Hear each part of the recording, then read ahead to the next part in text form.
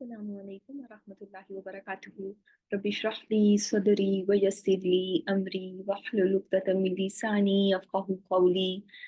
Today we are going to learn about مواضع واو الحالية in this short series, places of واو الحالية. Where do we expect to find واو الحالية? We have learned the hal is of three types. There are anwa'u hal that are three. It can be a mufradism, it can be jumla, it can be shubu jumla.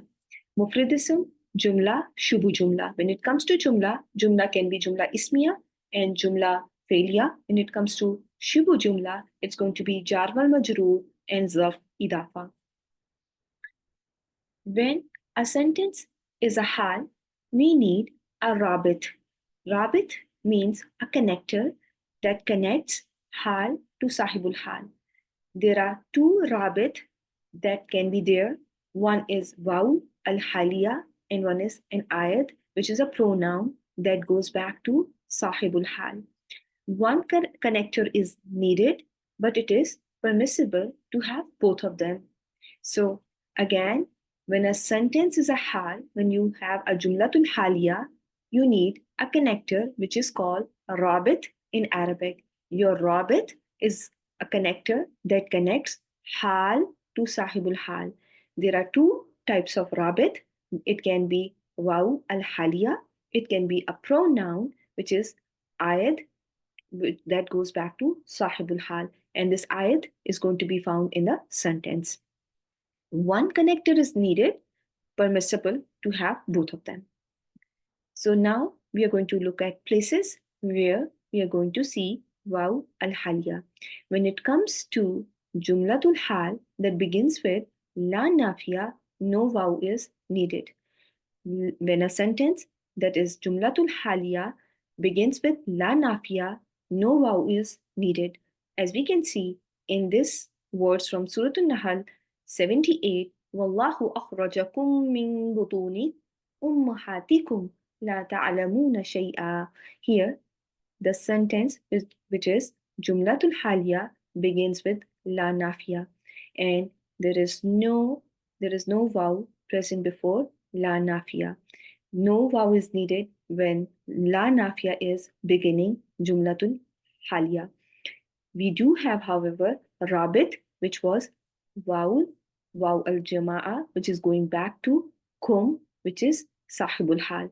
This verse is telling us the condition of us when we come out from the bellies of our mothers in a state where we don't know anything. So kum is sahibul hal and waw al-jama'a in this fi'l mudari is ayat that goes back to kum and that suffices as a connector. However, we don't expect to see waw.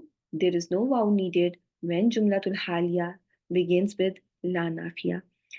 The second case, when you have ma nafiya beginning jumlatul haliyah, it is going to be seen preceded by waw al-Haliyyah, as you can see in Surah Al-Baqarah. يخادعون الله والذين آمنوا وما يخدعون إلا أنفسهم. So here you are noticing waw al-Haliyyah is there. Again, ودت طائفة من أهل الكتاب لو يضلونكم وما يضلون إلا أنفسهم وما يشعرون. So anytime ma nafiya is beginning jumlatul haliyah, it is going to be preceded by waw al-Haliyyah, and we see there is ayat also present. The pronoun that is going back to sahibul hal in fi'l yukhadi'una is also there. So these sentences have both of them. There is a permissibility for both rabit, which is the first one is waw al-Haliyyah, the second one is ayat. Both are permissible to be there. However, one is needed, one suffices. When you have jumlatul hal beginning with lam, which is harf nafiyin wa jazmin wa qalbin, it is permissible to omit waw. You may see waw, it may not be there, okay?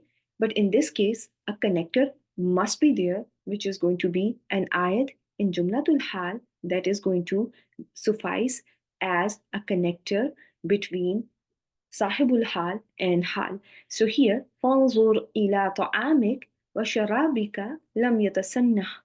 لم يتسنح is جملة فعلية beginning with لم which is harf جزم وقلب ونفي, and this sentence is جملة حالية في محل نصب, and this is the حال of طعام. حال of طعام. Here we are not seeing any vowel حالية, but the فعل يتسنى has ضمير مستتر هو that is going back to طعام, so it suffices as رابط between صاحب الحال طعام and جملة الحالية. The next example فانقلبوا بنعمة من الله وفضل لم يمسسهم سوء. So here we are noticing again a جملة الحالية beginning with lam, and there is no vowel before lam, but a pronoun is there. A pronoun here suffices as rabit. The last example from Surah Maryam, verse number 20, you are noticing قالت أن يكون لي غلام ولم يمسسني بشر. So here wow is seen. So wow may be there, and it is also permissible to omit wow when aid is there as a connector between sahibul hal and hal.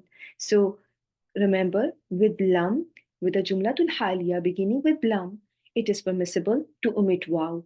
Wow may not be there, as you can see in examples from Surah Al-Baqarah, Surah Al Imran, and in Surah Maryam, you have an example where lam is beginning with wow before it. It has a wow preceding it.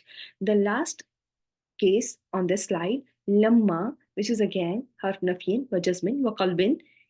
With this harf, it is optional to have vowel haliyah. It may be there, it may not be there.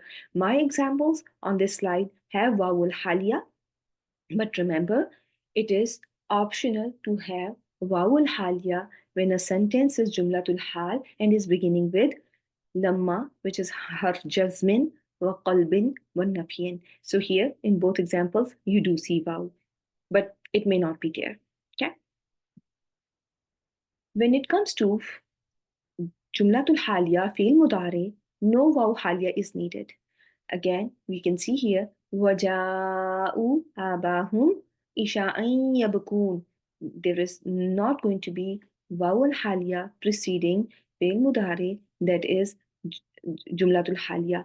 Here, you will find a pronoun, which is an ayat, that suffices as a connector, as a rabit between sahibul hal and hal.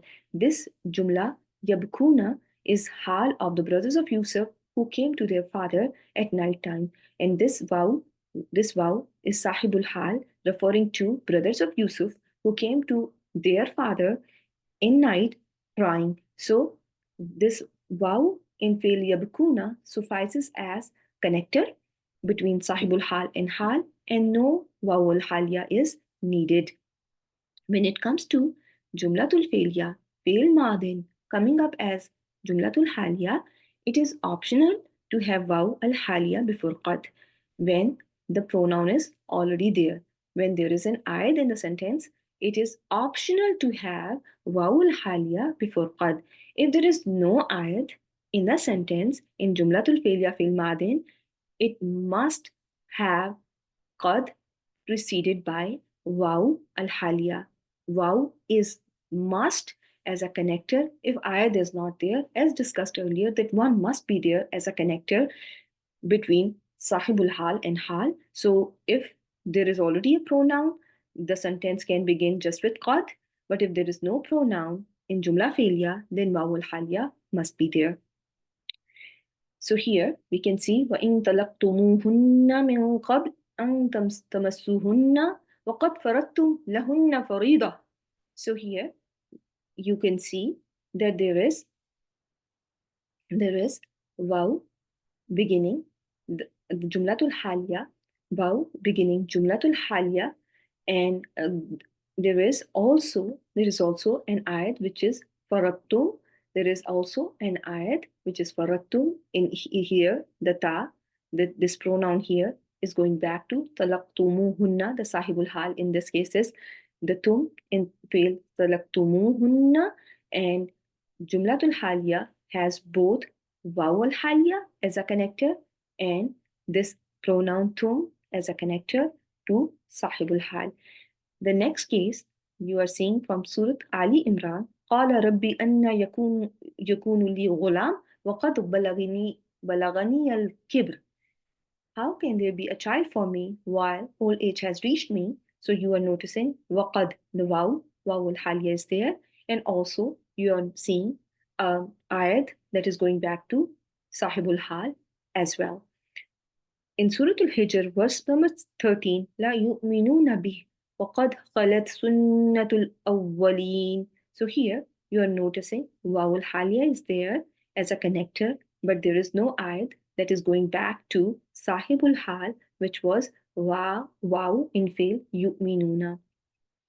The last example from Surah An-Nisa, إن أردتم استبدال زوج مكان زوج وآتيتم إحداهن قنطارا ولا تأخذوا منه شيئا. So here, Sahibul Hal is pronoun tum, arattum, ta'ul fa'il, in fail madin, arattum, and you are noticing Jumlatul Haliya here, beginning with Bawul Haliya. However, it not only has Bawul Haliya, but again, it has a pronoun tum that is an ayat for Sahibul Hal in Arattum, that is serving as an ayat for Sahibul Hal in fail Arattum. So both are there. In this particular sentence, you are noticing there is no qad as well. There is no qad in, according to some grammarians, Jumlatul Haliya, that is fail madin, must always begin with qad. However, other scholars of grammar are lenient about this rule. They say that it may or may not be preceded by qad. Qad can sometimes be omitted. Okay, so the last case of waw al-haliya is in Jumlatul Ismiya. If there is no ayat or a pronoun in Jumla Ismiya that goes back to Sahibul Hal, you must have waw al-haliya. So when no ayat, it is mandatory. It is mandatory to have waw al-haliya, as we can see here. Innahum yakiduna kaida. Indeed, they are plotting a plot. Wa akidu kaida, and I am making a plan. So here, there is no pronoun that goes back to Sahibul Hal in fail yakiduna. So there is Wawul Haliya that is must. While they were planning their plots, they were scheming, Allah subhanahu wa ta'ala is making his plans as well against them. With ayat in the beginning of the sentence, with ayat in the beginning of a sentence that is Jumlatul Ismiya, it is mandatory to have Wawul Haliya. So here in Surah Ali Imran, verse number 78, we see يَقُولُونَ عَلَى اللَّهِ كَذِبٌ يَقُولُونَ عَلَى اللَّهِ الْكَذِبُ وَهُمْ يَعْلَمُونَ. They say against Allah a lie while they know. So here we are noticing Jumlatul Ismiya is beginning with ayat, this hum, which is going back to Sahibul Hal, which is Waw in fail Yaquluna. So it is mandatory for this sentence to begin with Waw al Hal. When ayat is not present in the beginning of Jumlatul Ismiya, it is permissible to omit Waw al Haliya, as you can see here. Ja'at Zainabu wajhuha mutahallilun. So here, wajhu is beginning Jumlatul Ismiya and is mubtada, and the pronoun wajhuha, the ayat that goes back to fail in ja'at, has been pushed to second. So it is in this case permissible. In this case, it is permissible to omit wawul haliya. However, you notice in this case again, there is one connector, which is a pronoun that connects Jumlatul Haliya to Sahibul Hal, which was Zainab in this case. So with that, I will end the session. سبحانك اللهم وبحمدك نشهد أن لا إله إلا أنت نستغفرك ونتوب إليك. I hope you find this basic information about Waw al-Haliya helpful for your studies of Arabic grammar. Assalamu alaikum wa rahmatullahi wa barakatuh.